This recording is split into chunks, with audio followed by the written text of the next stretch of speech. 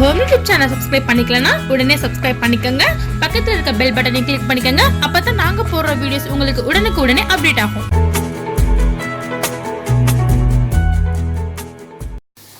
இன்னைக்கு நம்ம vegetable soup எப்படி வைக்கிறதுன்னு பார்க்க போகிறோம். இங்கே பாருங்கள், அதுக்கு காய்கறி எடுத்திருக்கேன். வெங்காயம், கேரட்டு, மல்லி இலை, தக்காளி, முட்டைக்கோசு, பீன்ஸ் எடுத்திருக்கேன். 1/4 டீஸ்பூன் வெந்தயம், சீரகம் 1/4 டீஸ்பூன் எடுத்துக்கணும். மஞ்சள்தூள் 1/4 டீஸ்பூன், மிளகு நம்ம 1 டீஸ்பூன் எடுத்துக்கலாம். இது அரிசி மாவு, அதாவது இடியாப்ப மாவும் எடுத்துக்கலாம். நம்ம சாதாரண அரிசி பச்சை அரிசி மாவும் எடுத்துக்கலாம். கொஞ்சம் எடுத்துருக்கேன். கொஞ்சம் ஆயில் தேவை. எப்படி வைக்கிறதுன்னு பார்ப்போம். ஒரு குக்கரில் வைங்க. குக்கரில் வச்சா தான் அந்த காயெல்லாம் மசிஞ்சு உங்களுக்கு சூப்பு நல்லா டேஸ்ட்டாக ருசியாக ரெடியாகும். நம்ம இந்த ஆயில் 1/4 டீஸ்பூன் எடுத்திருக்கேன். ரொம்ப கம்மியாக தான் எடுத்துக்கணும். ரொம்ப ஆயில் போடக்கூடாது. கம்மியாக எடுத்திருக்கேன். இந்த ஆயில் சூடு வரட்டும். ஆயில் சூடு வந்துருச்சு. வெந்தயம் நான் கொஞ்சம் போட்டுக்கிறேன். கொஞ்சம் போட்டால் போதும், ரொம்ப போட்டால் கசக்கும். சீரகமும் அதே மாதிரி கொஞ்சம் போட்டுக்கிறேன். போட்டு நம்ம காயெல்லாம் போட்டு அதில் வதக்கிடலாம்.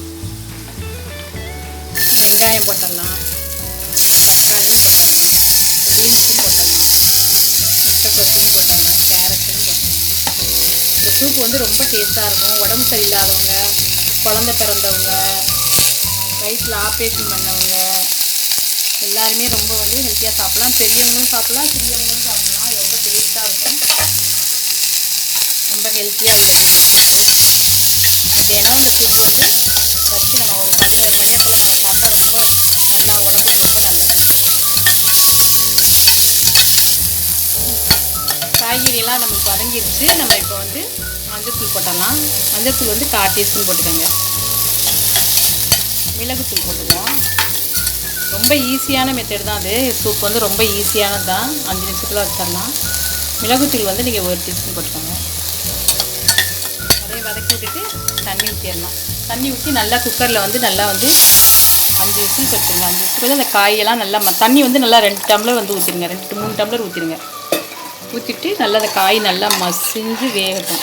மசிஞ்சு வேணால் அந்த காய் சத்தெல்லாம் இந்த சூப்பில் இறங்கிடும். அப்படியே உப்பு போட்டு குக்கரை மூடிடுவோம். உப்பு போட்டுருவோம். நம்ம மூடி போட்டுடலாம். இந்த சூப்புக்கு இந்த மாதிரி ஒரு சின்ன குக்கர் வாங்கி வச்சுக்கிட்டிங்கன்னா ரொம்ப உங்களுக்கு யூஸாக இருக்கும்.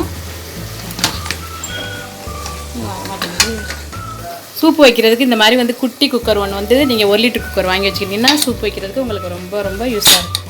நம்ம போட்டு 5 விசிலுக்கு வச்சிடலாம். சூப்பு ஒரு 5 விசில் வந்துருச்சு. நான் இப்போ கொஞ்சம் அரிசி மா கலக்கிறேன். ஒரு 1/4 டீஸ்பூன் நான் அரிசி மா கலக்கிறேன். கிண்டி விட்டுட்டு நம்ம ஒரு 2 விசில் பார்ப்போம். அந்த காய்கறியெலாம் நல்லா மசிஞ்ச மாதிரி நமக்கு வெந்து மசிகிற மாதிரி இருந்தால் அந்த சூப்பில் உங்களுக்கு அந்த சத்து பூரா இறங்கிடும். இது பார்த்தீங்களா, இன்னும் கொஞ்சம் வேகணும். நான் 1 விசில் போய்க்கிறேன். நமக்கு சூப்பரான இந்த பாருங்க காய்கறி சூப்பு நம்ம ரெடி ஆயிடுச்சு.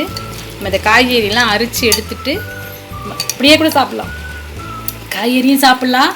ஆனால் சில பேருக்கு காய்கறி பிடிக்காது. அதனால் நம்ம இந்த காய்கறியை அரித்து எடுத்துட்டு நம்ம அந்த சூப்பை மட்டும் நல்லா கரண்டியில் வடிகட்டிட்டு இப்படி இந்த மாதிரி அரித்து எடுத்துட்டு நம்ம ஒரு கரண்டியில் வடிகட்டி நம்ம ஆற வச்சு குழந்தைங்களுக்கு கொடுக்கலாம், பெரியவங்களுக்கு கொடுக்கலாம், நம்மளும் சாப்பிட்லாம்.